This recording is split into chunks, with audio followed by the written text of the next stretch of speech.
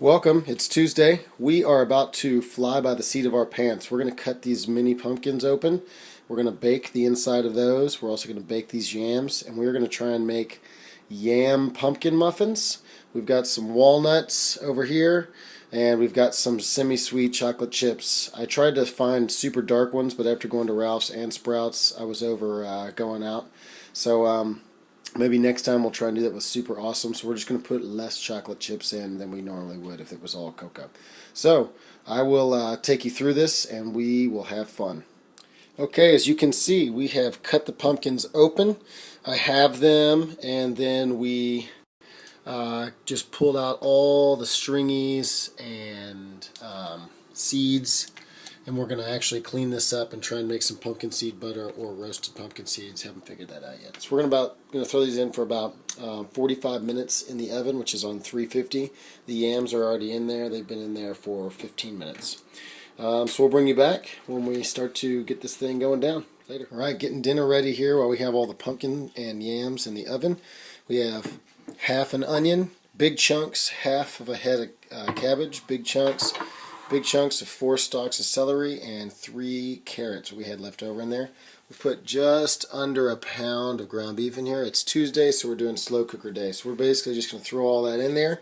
We got a can of tomatoes in the cupboard, and we're going to do some beef broth, a little bit of garlic, salt, and pepper, and that's what we're going to do for dinner. So all we're going to do is probably just stack it in over the meat. We're going to go onions, cabbage, celery, carrots. We'll top it with the tomatoes and broth. A little bit of red wine for taste. Sound good? So we will bring you back when we get all the pumpkin stuff happening. Okay, so as you can see, this is pretty much what it looks like. We dumped everything in the order that I told you about. Then we poured the can of tomatoes in with a can of beef broth, or we refilled the tomato can, then refilled with another can of water. And then we'll just sprinkle some salt on there, not too much. Probably put a little soy sauce in there to taste, because if you've ever tried a slow cooker, it is hard to get that salty flavor without a lot of salt because it's such a big container. We're going to throw it on low.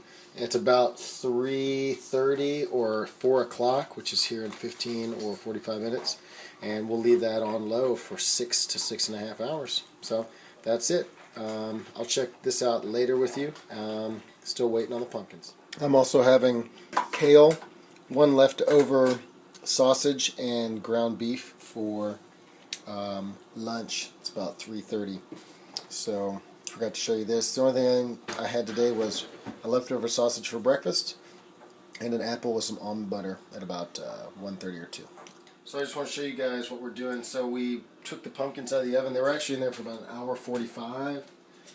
They kind of look like this when you're done, but they're easy to move around, if you can see. So what we've done is we've taken about 4 of the 8 of these. We're just scooping out the inside, throwing them in my food processor. And as soon as I get done with this one, I'm actually going to puree these and dump it in with the sweet potatoes that we already pulled out and mashed up by hand with a fork. So I'll bring it back and let you see what it looks like when we pureed them. Right? So we ended up dashing a little bit of this coconut milk in. First, we did it twice. Open this up, stir it up. So this is what it looks like after about 3 minutes. So we're just going to get this out of there. Get all this puree into the yams. And we're just going to mix all this stuff up. From here, I'm guessing we're going to make this like our just base puree.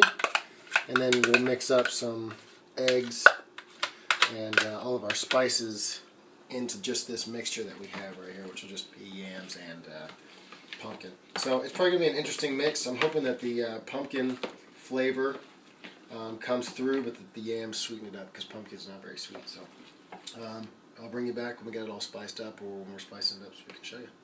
Okay, so it's about 4 o'clock. We've run out of time. This is the last pumpkin. I just pureed it, and I'm going to put it aside. No additives. We put a heaping pile of cinnamon, pumpkin spice, and then we were a little bit reserved with nutmeg. Right now that's all we got in there because we got to go. So we have a really nice base.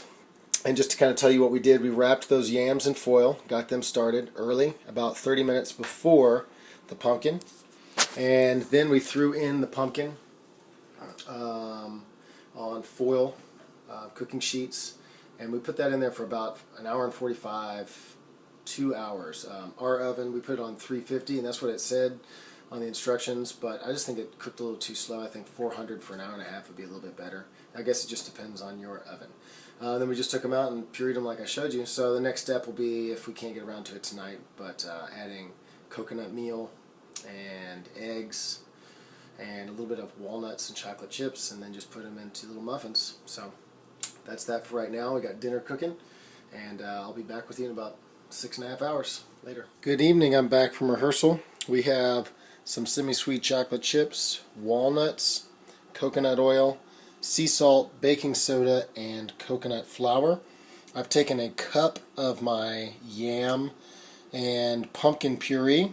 I've put on this a teaspoon of olive oil, a half teaspoon of baking soda, and a half teaspoon of salt. We also, again, added cinnamon, nutmeg, and pumpkin spice to the puree before I left. So what I'm going to do is I'm going to add the coconut flour. I'm going to stir this all up, add an egg or two. Remember, I'm kind of flying off the seat of my pants. I've looked up some recipes, but all of them kind of have different combinations and stuff. So I'm going to see what the consistency is. And then what I'll do is I'll probably just toss a couple walnuts in there at the very end and mix it up. I'll show you what it looks like. Okay, so I couldn't find our little muffin pan, but what I did is I just singled these out, and so you can see I just filled them about 3/4 of the way full.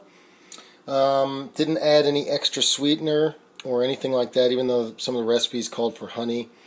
Just the chocolate chips I put in there. I figured that would be more than enough, and it might actually make this more like a dessert rather than something you could eat for breakfast. So I'm going to throw these in the oven for probably about 20 minutes. I got it on 400, and we'll check them when we come out. I'll also be serving up dinner here soon. Okay, got my stew ready here.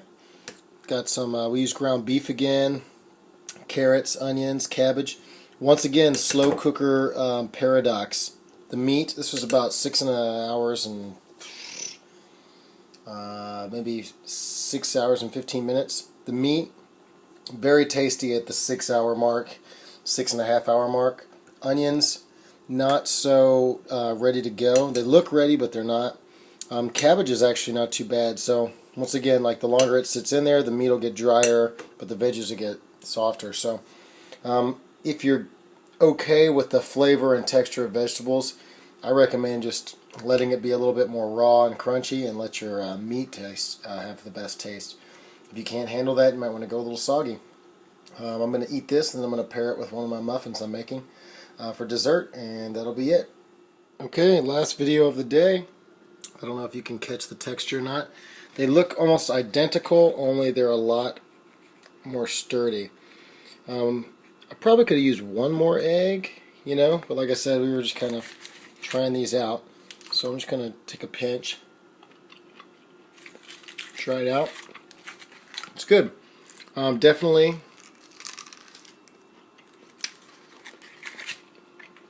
could actually spice it up more.